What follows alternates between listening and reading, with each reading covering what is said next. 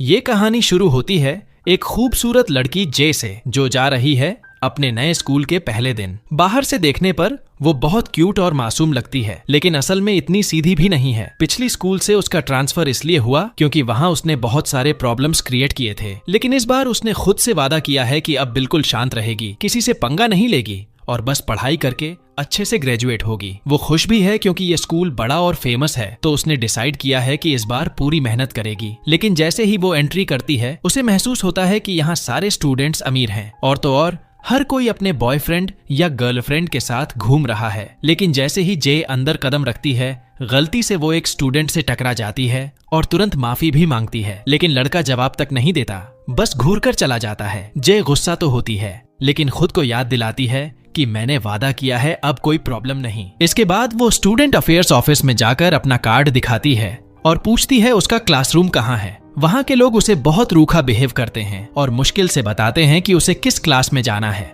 उनके बर्ताव से वो हैरान रह जाती है, लेकिन चुपचाप वहाँ से निकलकर क्लास की तरफ बढ़ती है। जैसे ही वो पहुंचती है, उसे लगता है जैसे किसी टाइम पोर्टल में आ गई हो। जगह बिल्कुल वीरान और गंदी, मानो किसी भूतिया किला के पास आ गई हो। बाकी क्लासरूम्स तो एकदम मॉडर्न और शाइनी थे, लेकिन उसका क्लास एकदम खंडहर जैसा। वो खुद को समझाती है, चलो कोई बात नहीं, बाहर का हाल चाहे जैसा हो, अंदर क्लास तो अच्छा होगा। जैसे ही अंदर जाती है, उसे कुछ लड़कों का ग्रुप मिलता है। वो उनसे पूछती है कि क्लास ई कहाँ है, लेकिन उनमें से एक लड़का जानबूझकर गलत बताता है और उसके साथ बदतमीजी करता है। जे उसे दिखाती भी है कि ऑफिस ने यही रूम बताया है, लेकिन वो सोचते हैं कि ये कोई नई लड़की है जिसे आसानी से बेवकूफ बनाया जा सकता है। तभी उनमें से एक बदतमीज लड़का तो उसे गाली जैसी टोन में बोलकर दूसरे गलत क्लासरूम का रास्ता बता देता है। जे का खून खौल उठता है और उसका मन करता है कि उसका चेहरा तोड़ दे, लेकिन फिर उसे समझ आता है कि ये लड़का असल में बुली है। वो दूसरे क्लास में पहुंचती है तो वहां सब कुछ साफ सुथरा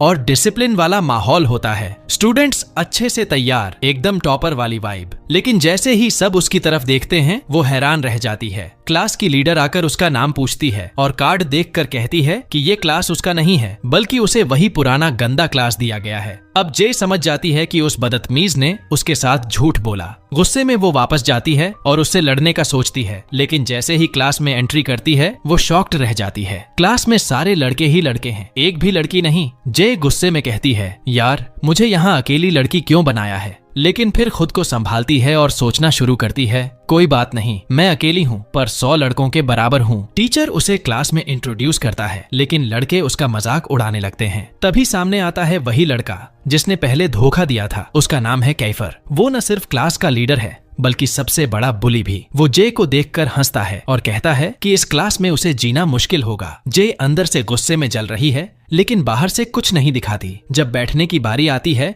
तो कोई भी उसके पास बैठने के लिए रेडी नहीं होता। आखिरकार उसे अकेले बीच में बैठना पड़ता है। तभी कीफर उस पर बनाना का छिलका फेंकता है और बाकी स्टूडेंट्स के साथ मिलकर प्लान बनाता है कि कैसे इस लड़की को क्लास से भगाना है। सब मिलकर उस पर पेपर, खाना और गंदगी फेंकते हैं। जे तंग आकर टीचर से शिकायत करना चाहती है, लेकिन तभी बेल बज जाती है और क्लास खत्म हो जाती है। जैसे ही टीचर निकलता है, पूरा क्लास जे पर अटैक कर देता है। वो लड़की तो जैसे कचरे का डब्बा बन जाती है। डरकर वो भागकर बाहर निकलती है और स्कूल कैंटीन पहुंचती है। वहां क्लास ए की लीडर उसे देखकर पूछती है कि क्लास में सब ठीक है या किसी ने उसे परेशान किया, लेकिन जे झूठ बोल देती है और कहती है कि सबने उसे अच्छे से वेलकम किया। बाकी अमीर स्टूडेंट्स जानते हैं कि क्लास ई के बच्चे बदमाश और ट्रबल मेकर हैं, तो उन्हें उसकी बात पर भरोसा नहीं होता। वो जे को कह देते हैं कि ये कैंटीन उनकी है और उसे अपने क्लास में जाकर खाना चाहिए। मजबूरन जे फिर से उसी गंदे क्लास में जाती है। भूख लगी होती है तो वो अकेले बैठकर खाना निकालती है, लेकिन जैसे ही बाकी लड़कों को खाने की खुशबू आती है, सब उसका खाना छीन लेते हैं। वो हैरान रह जाती है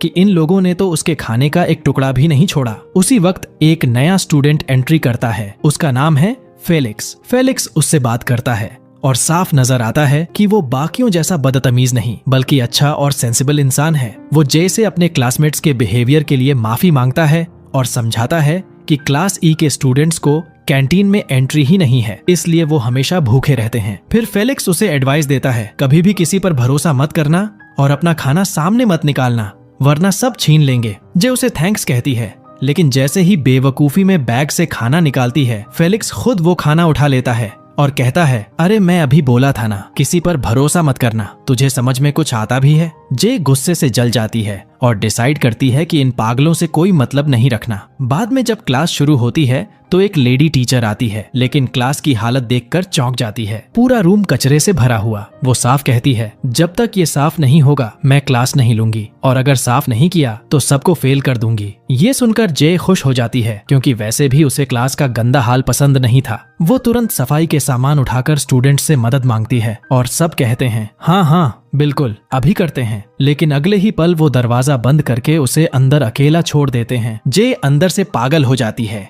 क्योंकि उसे क्लीनिंग अकेले करनी पड़ती है। डर लगता है कि कहीं टीचर उसे फेल न कर दे, इसलिए जान तोड़कर सफाई करती है जब तक कि थककर चूर नहीं हो जाती। शाम को घर पहुंचती है और हमें पता चलता है कि वो अपने अंकल के घर रहती है ताकि स्कूल के पास रह सके। उसकी आंटी उससे पूछती है कि पहला दिन कैसा था, लेकिन जे झूठ बोल देती है कि सब अच्छे से ट्रीट कर रहे हैं और सब कुछ परफेक्ट है। ये सुनकर आंटी खुश हो जाती है और समझाती है कि कोई प्रॉब्लम मत क्रिएट करना, वरना इस स्कूल से भी निकाल देंगे। जे वादा करती है कि इस बार वो खुद को कंट्रोल करेगी। अगले दिन जे पहले से प्लान बनाकर जाती है। इस बार वो अपना खाना छुपाकर कैंपस के एक कोने में जाकर खाने लगती है ताकि कोई परेशान न करे। लेकिन तभी वहाँ कीफर आ